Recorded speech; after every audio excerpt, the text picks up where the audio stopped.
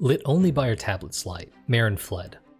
As she approached the opening to the sewer, the rancid smell returning, she contemplated closing the tunnel door. But those voices and footsteps were gaining on her, and she didn't know how to seal the door shut. So she pumped her legs as fast as she could and streamed from the tunnel. Not too far. Maren dashed alongside the running muck that called itself water. Only a couple 100 feet. She made a left and something whizzed by her back, whipping her hair to the right. A cry sounded, then silenced as a resounding splash scattered the disgusting water through the air. Maren leaped and twisted into the air, her light illuminating two monsters turning the corner. From this close, she could see they didn't have openings on their faces, only indentations where their eyes and a mouth should be. Despite her adrenaline, her skin crawled. As Maren landed and continued fleeing, she took a deep breath, held, and then reached for the sewage water. A small wave roared, crashing into the beasts. They hit the sewer wall, and then were pulled into the flowing sludge. The manhole Maren had climbed down was covered, likely by Coda. Looked like she'd have to heave that thing from below to escape. As she climbed the ladder to it, though, more grunts and curses sounded from the corner. More were behind her. She practically soared at the ladder and embarrassingly and painfully bonked her head on the manhole. She pushed, but it didn't budge. Flames blasted about 20 feet away at a creature that was running towards the ladder. Heart going a mile a minute, Maren pushed both her hands on the manhole, feet planted on the ladder to keep her from falling. With a huge heave and after an agonizing second, the manhole creaked open. The monster reached the ladder. Only 10 feet away, several men's voices close behind it. She gripped the edges and then pulled. Blessed light poured into the sewer, providing freedom. Despite it being only halfway open, Maren pulled herself to the surface. The manhole surged skyward, then crashed onto an empty sidewalk. The monster vaulted from the sewer and crawled towards Maren. Before she could slice this one, however, a man literally flew from the manhole and hovered between her and the creature. Violent gales buffeted her, coming from the hands and feet of the man, who also wore a Trollson Tech uniform. A Windweaver. A single-wielder opponent wasn't the end of the world. She'd already sent one to the hospital. But one that was backed up by 4 men, each armed with flamethrowers? That would make things a little bit more difficult. "Take your time, boys," the Windweaver said, his otherwise handsome dark face morphed by his sneer. "This won't take long." Maren shot a powerful stream at the man. A gust from his palm forced the water to flow around him, but also sent him 10 feet backwards. So he wasn't too skilled with his power.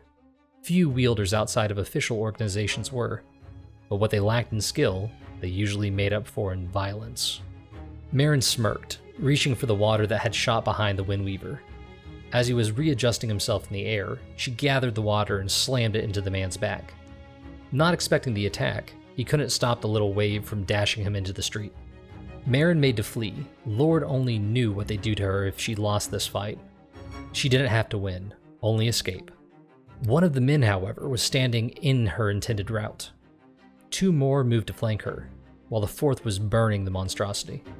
The other 3, however, had their flamethrowers fixed upon her. Maren's mouth parched as she prepared for her assault. "Leave her to me," the Windweaver roared, wobbling. Blood poured from his forehead. "We need to do this fast," the one to Maren's left said. "Ego can't get in the way of..." Maren threw her arms to the side and spun. Small geysers erupted from her palms, blasting the assailants back. She was dashing away before they hit the ground. She only made it halfway down the street, though, before the winds picked up behind her. She vaulted to the side, just as the Windweaver rushed by. He nearly slammed into the ground, but a downward gale kept him aloft. "Not so fast, girlie," he said. "How original." Maren wrapped a halo of water around her head, swirling and ready to strike. The man flew forward and then clapped his hands. A torrent rushed through the street, buffeting Maren. The halo slid behind her back, her body keeping it from scattering.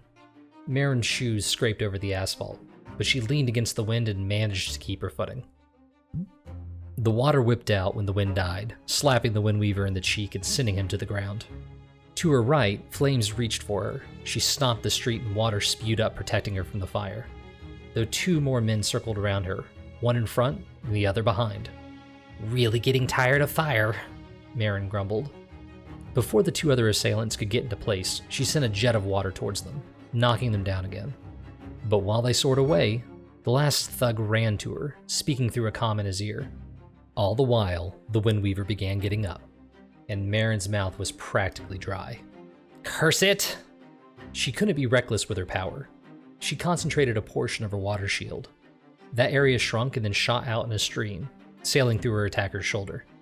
She sent a similar stream of water through the legs of the one talking, while she removed her canteen from her bag. Before she could press it to her lips, though, a violent gust flung it to the side of a building. The Windweaver, bloodied and wobbly, snarled at her, his hands outstretched from his previous attack. All right, plan B. Even with a parched mouth, she'd have enough water to deal with the remaining 3 assailants. A few more quick bursts through non-lethal body parts and... From both sides of the street, security guards who'd surrounded Seco Research's building appeared. Without a word, about a dozen men armed with riot shields and batons closed in on her. Fighting 5 armed men was one thing, but 20? How would she get out of this now?